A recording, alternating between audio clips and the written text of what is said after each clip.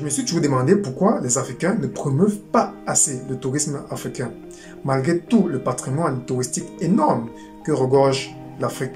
En y faisant mes recherches, je suis tombé sur un très bel ouvrage que je vous recommande d'ailleurs de lire, c'est très intéressant, publié en 2013 par la Banque mondiale, The World Bank, et intitulé « Le tourisme en Afrique, facteur de croissance et d'amélioration des moyens de subsistance ». Dans cet ouvrage, il y a un passage, du moins une phrase, qui m'a particulièrement frappé. Je cite, « Le tourisme ne peut exister sans l'investissement du secteur privé dans les offres d'attractions, de services et de lieux d'hébergement touristique. » Ce qui me pousse à apporter ma modeste contribution dans la promotion de l'activité touristique en Afrique en vous faisant part de mon expérience sur la mise en place d'un business model basé sur l'économie de partage numérique, tout en utilisant un outil très puissant et internationalement reconnu qui est Airbnb. Je vous invite à rester jusqu'à la fin de la vidéo afin d'être édifié davantage sur mon business model qui est facilement implémentable dans tout le monde entier et plus particulièrement en Afrique.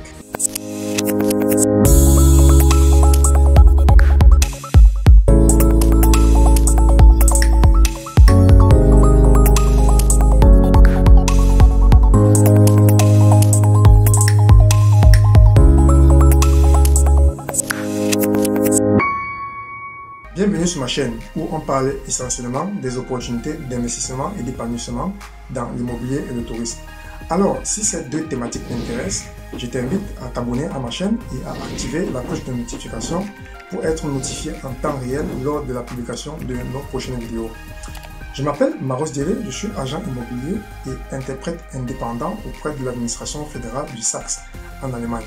Je veux partager avec toi, comme je le disais dans mon propos liminaire, les 10 étapes à suivre qui m'ont permis d'élaborer un business model complètement automatisé et autonome qui propose actuellement 10 appartements à location saisonnière ou courte durée dans 3 pays différents, ce qui me permet de générer des revenus passifs.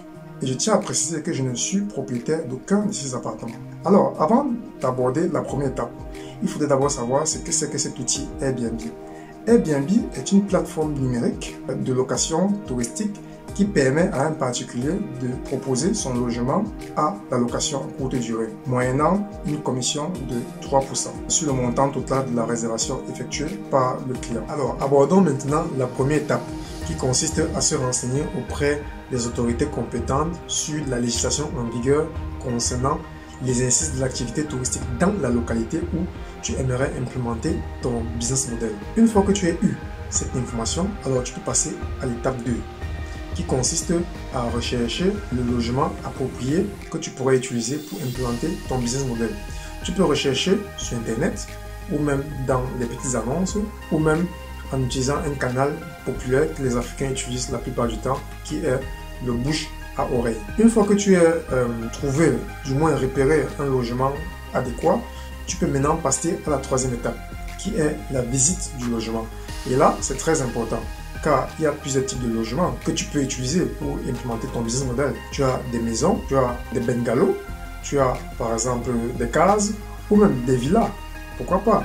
Et lorsque tu effectues ces visites, il faut t'assurer que ces logements respectent tes cahiers de charges. Par exemple, tu peux t'assurer qu'il y a de l'eau courante dans l'appartement ou dans la maison ou dans le logement en gros. T'assurer qu'il n'y ait pas des insectes un peu partout car en Afrique qui est un continent tropicalisé, on retrouve souvent des insectes un peu partout dans la maison.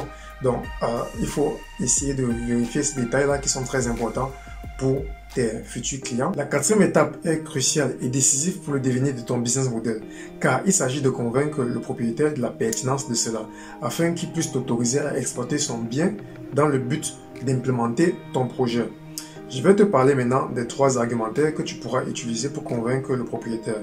Premier argumentaire, mettre en avant l'assurance responsabilité civile dont bénéficient les autres Airbnb qui couvrent les frais de dégâts matériels causés par les clients jusqu'à 1 million de dollars. Deuxième argumentaire, propose au propriétaire de lui payer un peu plus que le loyer mensuel de base ou même la caution.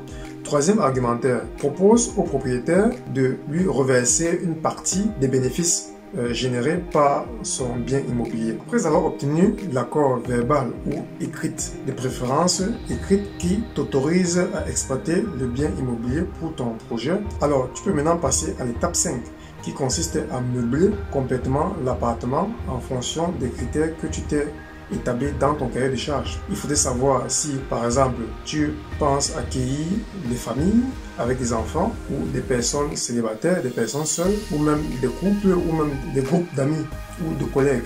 Et c'est aussi très important lorsque tu meubles le logement de faire attention ou de mettre de l'accent sur la sécurité, l'aspect sécuritaire, très important. Après avoir équipé le logement en fonction des critères de ton cahier de charges, alors tu peux maintenant passer à l'étape 6 qui consiste à faire appel au service d'un photographe professionnel qui devra prendre des photos qui mettront bien en relief la qualité de ton logement, car c'est très important.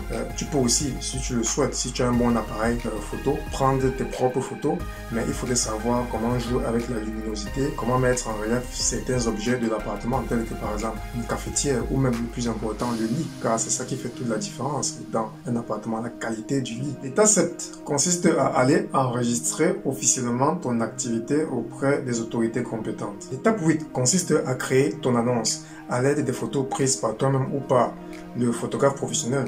Et il faut rédiger une bonne description de l'annonce pour mettre en avant les atouts que offre ton projet ou ton logement, je veux dire.